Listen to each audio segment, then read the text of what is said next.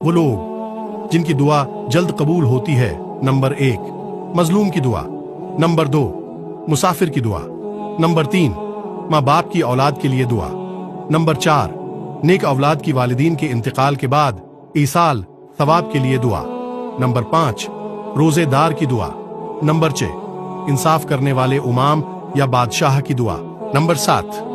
ایک مسلمان کی دوسرے مسلمان بھائی کے لیے کی گئی دعا، نمبر 8